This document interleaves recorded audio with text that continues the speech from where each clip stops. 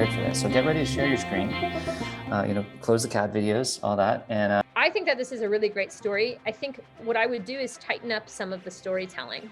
Like, one of the things that I think is really helpful is to shorten stuff up and be a little punchier. So if you scroll up again to the top, like I think the story needs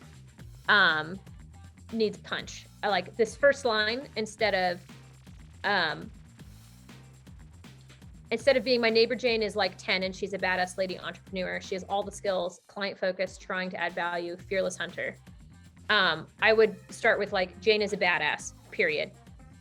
Next sentence, she has all the skills, comma, or like colon, client focus, like new space, client focus, new space, adds value, new space, fearless hunter, like double space, she's 10.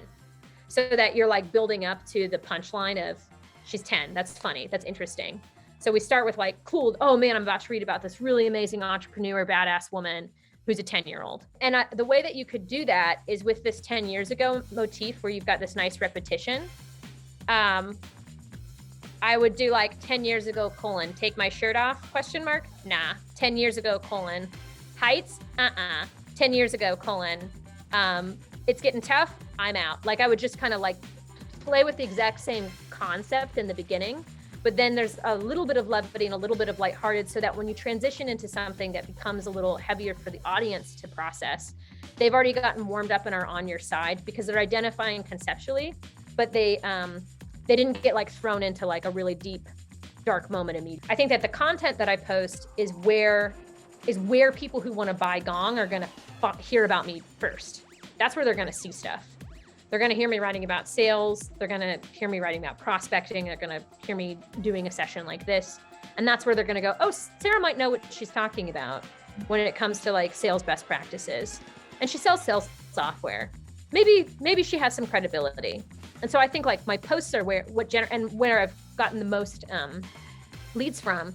I haven't really gotten any leads from people looking at my profile. I've gotten a lot of recruiters looking at my profile are like, come work with us. But the leads that I get when someone DMs me is like, hey, I saw your post. I thought it was funny. I went and looked at Gong. It sounds interesting. Will you give me a demo next week?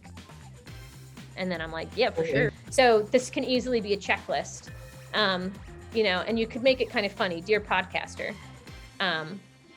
why do you trap your content on your site? Why won't you let my robot take notes? Like, or however you want to do it. You could be tongue in cheek and still have that kind of like, I'm trying to poke a hole, trying to poke the bear, but it would soften it up a little bit. And then it would let my eye read through this thing because I would skip this otherwise. Also, you're sharing somebody else's poll, so it's probably not going to get as much traction than if you just like wrote about it and then linked to Logan's poll later.